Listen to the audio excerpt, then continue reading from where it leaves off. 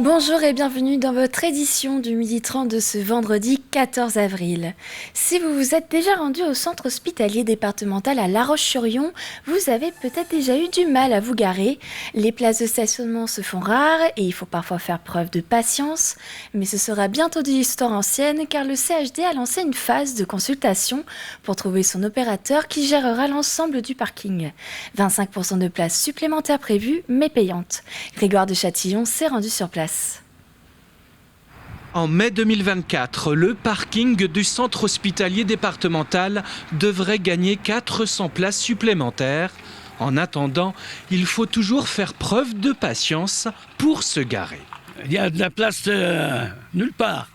C'est toujours une galère pour se garer ici, donc moi je suis allée me garer au Super U. Au moins je sais qu'il y a de la place et puis je viens en marchande du coup. Je me mets là, j'attends qu'une voiture parte pour pouvoir me stationner. Sinon il faut venir 1 heure à l'avance quoi. Ceux qui sont à peu près valides, ça va, mais ceux qui ne le sont pas, c'est un peu grave, quoi. Mais il faudrait qu'ils fassent quelque chose. Dans 13 mois, la galère du stationnement ici devrait être en effet qu'un mauvais souvenir.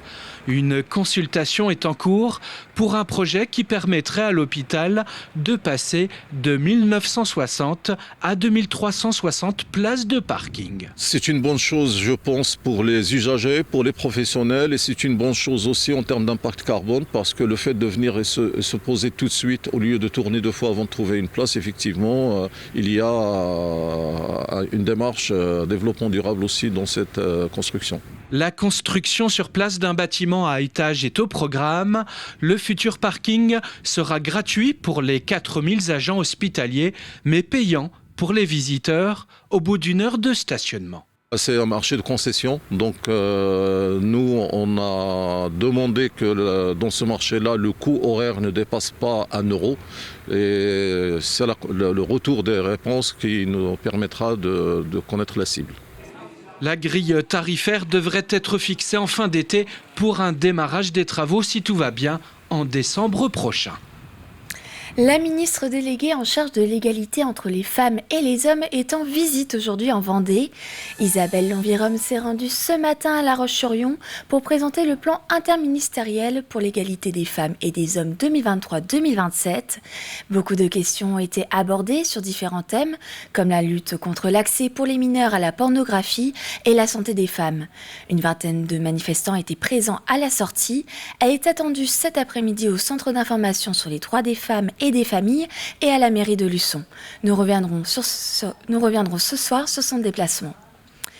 Direction le lycée Truffaut à Challans. Une conférence sur l'histoire des mathématiques était organisée pour les élèves de seconde, une matière pas toujours appréciée et dont l'objectif est d'en parler autrement pour donner l'envie aux lycéens de se lancer dans des carrières scientifiques. Et plus particulièrement auprès des jeunes femmes qui sont encore peu nombreuses à choisir ces filières. Il s'agit de donner aux élèves une autre dimension des mathématiques, de voir que les mathématiques, ce n'est pas qu'un cours, c'est aussi une histoire, de les faire vivre à travers le temps et que les notions qu'ils rencontrent, en fait, procèdent de plusieurs centaines d'années, des gens qui ont travaillé très longtemps dessus et que là où ils en sont rendus actuellement avec des choses très théorisées, en fait, ont mis plusieurs dizaines, voire plusieurs centaines d'années à se construire. Et de montrer aux élèves que les mathématiques, ce n'est pas qu'un cours, c'est aussi quelque chose qui est vivant aussi à l'extérieur de la salle de classe. Partons à présent à la rencontre de Villefranche-Collignon. Après avoir été tiré au sort, ce Vendéen a participé à la 2e convention citoyenne sur la fin de vie. Une expérience et un exercice démocratique qu'il a pu partager avec les 183 autres participants. Pendant plusieurs mois, Villefranche a pu contribuer et proposer des idées sur la question de la fin de vie en France. Il nous témoigne de ce moment marquant chez lui à Comquier, un reportage d'Alix Anos. Faire quelque chose justement... On va dire, c'est un peu pompeux de dire ça, mais pour le pays, participer, c'était quelque chose de grandiose. C'est quand même une chance. C'est une des raisons pour laquelle j'ai surtout accepté. C'est parce que c'était un acte démocratique avant tout. Villefranche-Collignon ne s'était jamais particulièrement interrogé sur la question de la fin de vie. C'est donc sans a priori, après avoir été tiré au sort, qu'il accepte de participer à la convention citoyenne pilotée par le CESE, le Conseil économique, social et environnemental. Un engagement qui n'est pas sans contrainte familiale et professionnelle. C'est quand même 9 week-ends sur 4 mois à monter sur Paris. Donc ça veut dire que je partais le vendredi matin et je rentrais le dimanche soir. Avec 183 autres citoyens, eux aussi tirés au sort, Vulfran va donc s'informer, discuter, débattre, sous le regard d'un comité de gouvernance chargé d'assurer le bon suivi méthodologique du dispositif. On a beaucoup vu d'intervenants du corps médical. On a reçu aussi les membres, les représentants des différentes religions. Donc déjà beaucoup d'informations, beaucoup de papiers à lire aussi. Et tout ça, c'est toujours par groupe de 30, qu'on peut subdiviser en groupe de 10, qui sont de temps en temps subdivisés en groupe de 3. Et à chaque session, dans une convention, on a toujours été remélangé, rebrassé. Donc en fait, on a eu toujours un brassage d'idées. Après la phase d'appropriation du sujet vient celle des débats et de la délibération, toujours encadrée par des animateurs du CESE. Des échanges qui, malgré l'extrême sensibilité du sujet, restent calmes et posés. On a tous été hyper respectueux des uns des autres. On parlait tous, chacun son tour, on levait la main, comme à l'école.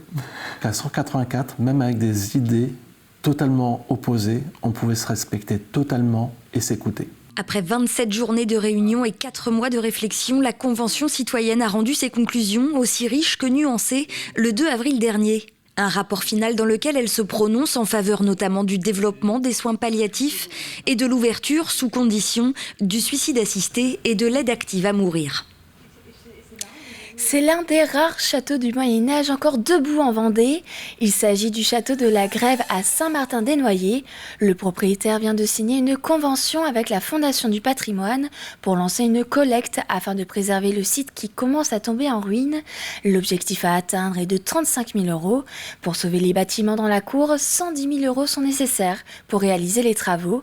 Fermé au public depuis 2019, le château de la Grève espère rouvrir à nouveau ses portes. Je voudrais essayer de sauver le maximum de choses, ce qui est sauvable en priorité. Après, il y a des murs qui sont tombés il y a déjà une vingtaine d'années. Il y a un bâtiment qui a été amputé d'un bon quart. Donc l'objectif maintenant, c'est vraiment que ça ne s'écroule plus. C'est de cristalliser, de fixer tout ça, de fixer les murs. Donc les travaux, c'est pas pour y habiter, c'est vraiment pour sauver les toitures et sauver les murs. On a encore la chance d'avoir quelques bâtiments, un beau château qui est quasiment intact, qui est vraiment très bien conservé, et puis d'autres bâtiments qui sont un petit peu plus malades qu'il faut sauver rapidement. Si on laisse faire encore 2-3 hivers de plus, il ne va plus rester grand-chose. C'est la fin de ce journal, merci de l'avoir suivi. Rendez-vous à 18h pour votre prochaine édition avec Aurélien Huard. Je vous souhaite une bonne après-midi sur TV Vendée.